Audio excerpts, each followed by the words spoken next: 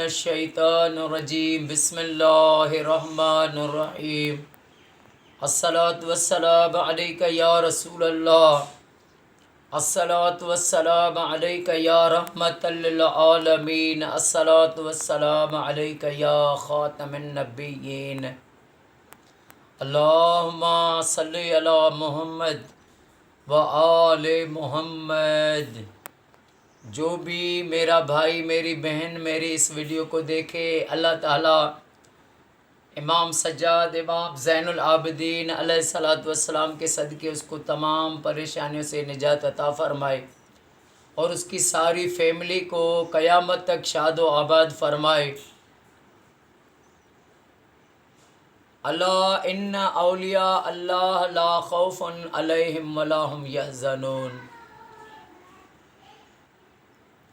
بے شک اللہ کے ولیوں پر نہ خوف ہے نہ غم، لا خوف ہیں۔ اللہ کے ولی جنہوں نے خود کو اللہ کے عشق میں، اللہ کے حبیب کے عشق میں خود کو فنا کر دیا، دنیا کو ٹھکرا دیا، اور انہوں نے اللہ کے ولیوں نے ان کے لیے اللہ تعالیٰ نے اتنی بڑی گواہی دی۔ اللہ کے ولی حضرت خواجہ حسن بصری رضی اللہ تعالیٰ عنہ، جو تصوف میں بہت بڑا مقام رکھتے ہیں، مولا علی علیہ السلام کے وہ مرید ہیں۔ حضرت حسن بصری وہ شروع میں جواہر کو کام کرتے تھے۔ ایک بار وہ روم کی طرف گئے، وہاں پر ان کی بادشاہ کے وزیر سے ملاقات ہوئی۔ جوہری تھے، انہوں نے جو اپنا سامان لے گئے تھے وہ بیچا۔ وزیر سے ملاقات جب ہوئی، روم کے وزیر سے، تو اس نے کہا آج ہمارا ایک بہت بڑا دن ہے اور یہ ہر سال میں ایک بار ہوتا ہے، ہمیں وہاں پہ جانا ہے، اگر آپ بھی چل لیں، ہمارے ساتھ جانا چاہیں تو۔ حضرت حسن بصری نے کہا میں بھی چلوں گا۔ جب ان کے ساتھ چلے، وہاں پر پہنچے، وزیر کے ساتھ، بادشاہ کے وزیر کے ساتھ گئے۔ حضرت حسن بصری وہاں پر جب پہنچے، دیکھا کہ ایک خیمہ ہے، وہ اتنا تو خوبصورت انداز سے بنا ہوا ہے۔ ان کو کئی حکیم ہیں، کئی بڑے بڑے لوگ ہیں، وہ اس کے گول چکر لگا رہے ہیں۔ یہ حیران ہو گئے کہ آخر ماجرا کیا ہے کہ اتنے بڑے حکیم، اتنے بڑے لوگ، اور وہاں پر جو تھے وہ گول اس کے چکر لگا رہے ہیں۔ پھر دیکھا کہ روم کا بادشاہ آیا، اس نے بھی ویسے ہی ان کی طرح ادھر چکر لگائے، پھر وہ اندر گیا، واپس آیا۔ خواجہ حسن بصری نے اس وزیر سے پوچھا کہ یہ کیا بات ہے؟ وزیر نے بتایا کہ جہاں پر یہ خیمہ ہے، اس کے اندر اس بادشاہ کا بیٹا دفن ہے۔ وہ اس بادشاہ کا نیک بھی تھا، بادشاہ کو بہت پیارا بھی تھا، لیکن جب وہ بیمار ہوا تو بادشاہ نے اتنا بڑا خرچ کیا اس پر کہ کچھ بھی ہو جائے اس کو شفا ملے۔ دعاؤں کے لیے لوگ منگوائے، دواؤں کے لیے لوگ منگوائے، لیکن اتنی کوششوں کے باوجود اس کا بیٹا جوان فوت ہو گیا۔ تو ابھی یہ ہر سال اس جگہ پر آ کر وہ جن سے دعائیں منگواتا تھا ان کو بھی یہاں پر منگواتا ہے، جن حکیموں سے دوائیں لی تھی ان کو بھی منگواتا ہے، خود بھی آتا ہے، کہتا ہے کہ یہ ہم سب تھے، کوششیں کی لیکن کچھ نہ ہو سکا، اس اللہ کے حکم کے آگے کسی کا کوئی بس نہ چلا۔ یہ ہر سال یہاں پر اس لیے یہ دن مناتے ہیں۔ تو حضرت حسن بصری کے دل میں ایک اتنی چوٹ لگی، کہا کہ یہ دنیا فنا ہے. بس ان کے دل میں ایک ایسی کیفیت طاری ہو گئی کہ اس نے اس دن وہ جو ہے جواہر کا کام جو تھا، جوہری کا کام کرتے، وہ چھوڑ دیا، ترک کر دیا، دنیا کو چھوڑ کے اور اللہ کی عبادت کے لیے خود کو وقف کر دیا.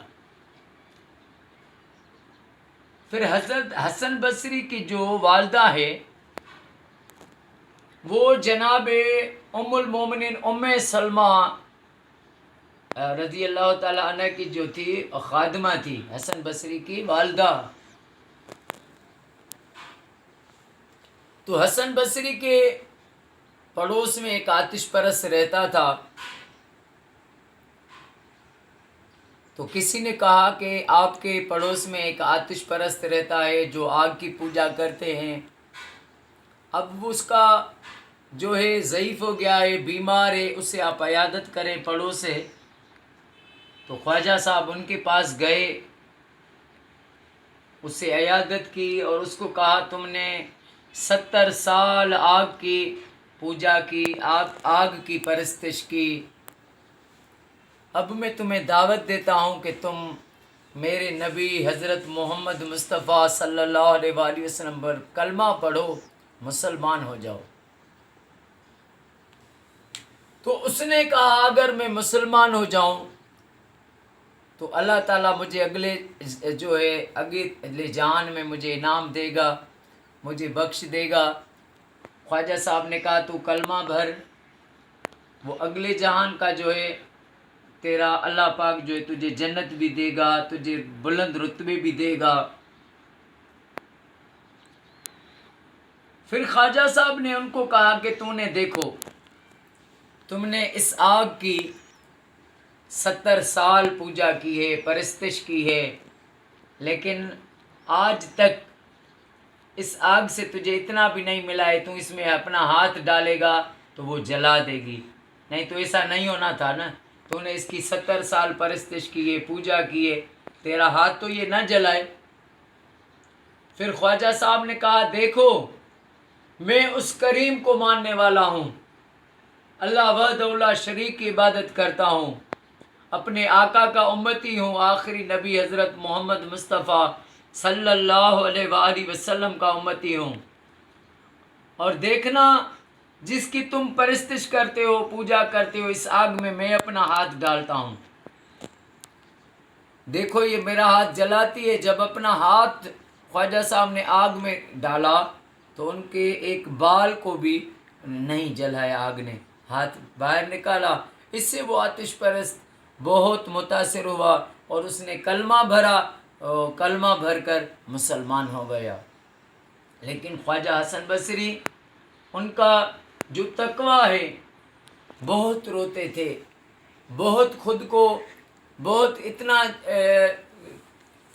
کرتے تھے، اپنی گریہ زاری کرتے تھے کہ کہتے تھے کہ اللہ مجھ پر راضی ہو جا، اللہ مجھ پر رحم کر، یا اللہ مجھے دنیا اور آخرت میں کامیابی دے.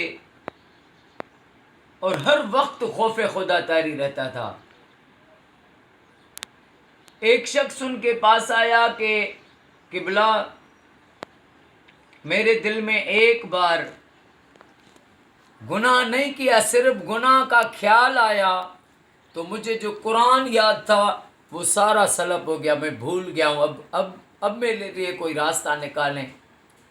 تو خواجہ صاحب نے کہا کہ فلاں مسجد میں جاؤ، وہاں پر فلاں بزرگ ہے، اس سے اپنے لیے دعا کرواؤ تو آپ کو قرآن پاک جو بھول گئے ہو یاد آ جائے گا. جب وہاں پر پہنچے، اس بزرگ کے پاس پہنچے، ان کو عرض کی، انہوں نے کہا ٹھیک ہے میں دعا کرتا ہوں. جب انہوں نے دعا کے لیے ہاتھ اٹھائے تو یہ کرم ہو گیا اس پہ کہ اس کا جو قرآن پاک اس کو جو بھول گیا تھا وہ سارا یاد آ گیا.